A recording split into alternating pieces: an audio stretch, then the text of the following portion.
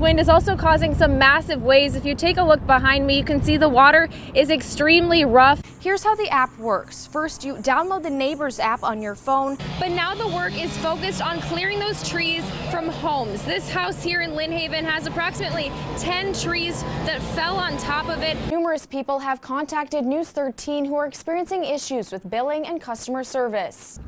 So we went to their Southport office to find answers.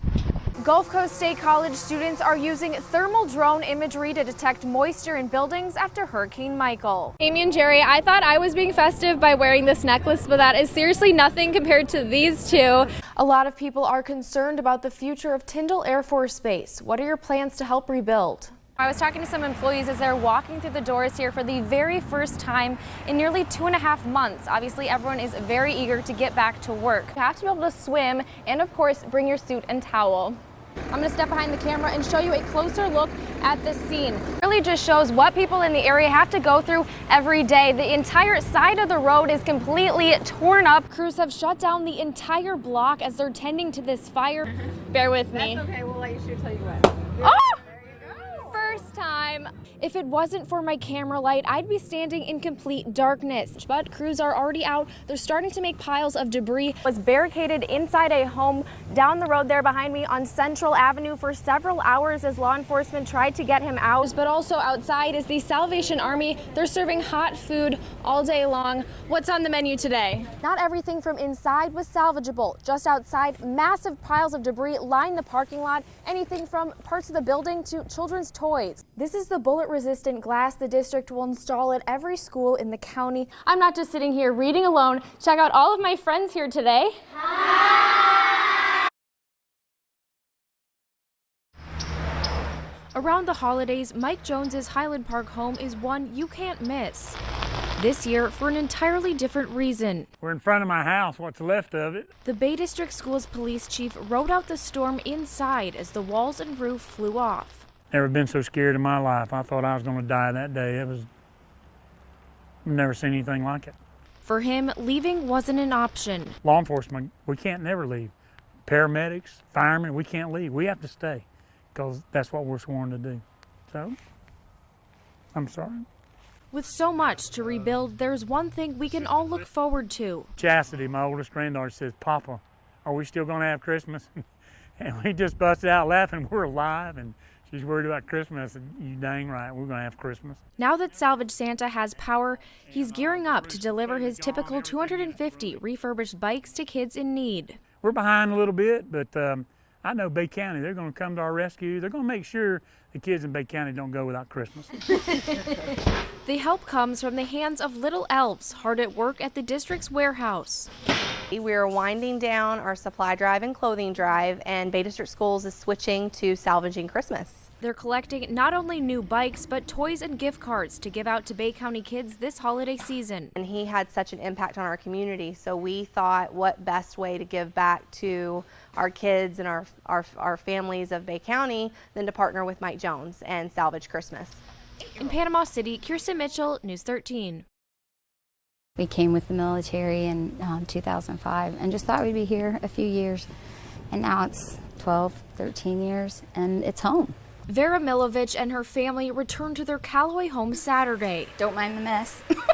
But the mess inside. 2 rooms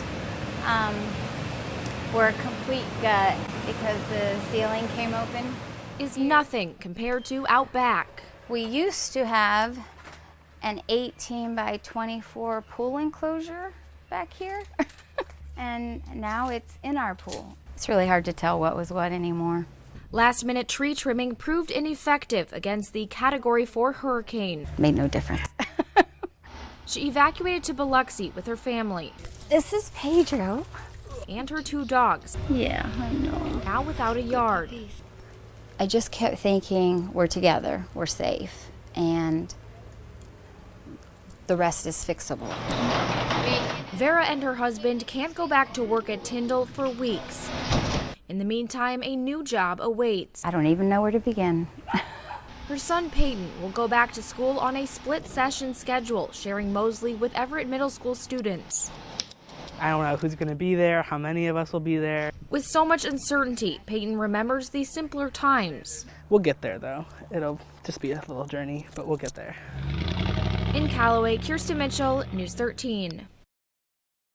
For 3 weeks, we had no power. 23 days without power is now the least of Teresa Tharp's problems. All these are electric bills, and it shows that we have paid and paid. She says for 38 years, she's paid her Gulf Coast Electric Cooperative bills on time. In October, I called and paid. And can prove it.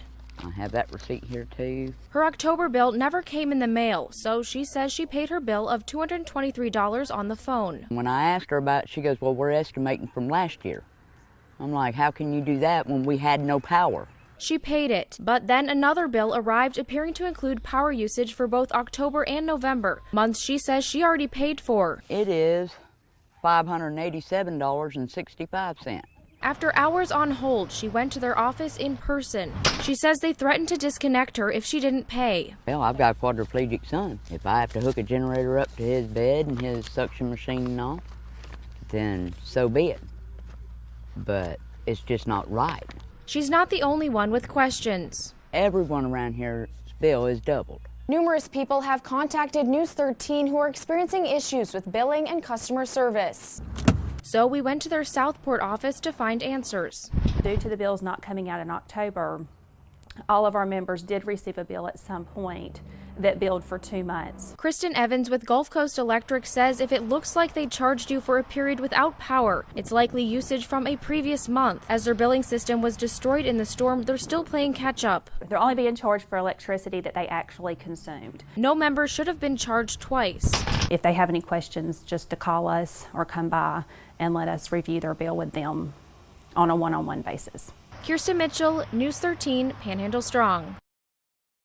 Sounded like a train or something coming, just the roar of the fire, and you could hear it getting closer and closer. A trailer and boat ruined, but luckily Robert Thompson's home is still standing, unlike dozens of others burned to the ground. I've never lived in a community where when something like this happens, people come together any more than they do here.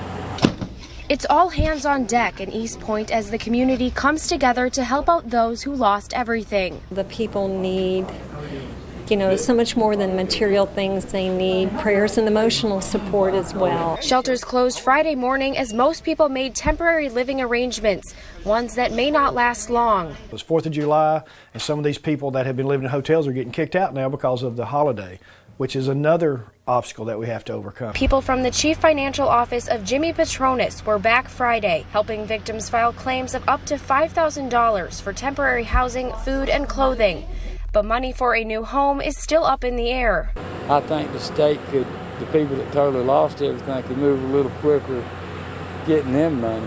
The state funding may be slower coming, so it's good that we're going to be able to do some stuff, especially, here's a family of 11 with 6 children. I mean, they got to have a place to live. She's talking about going back out there and setting up a tent. That's unacceptable.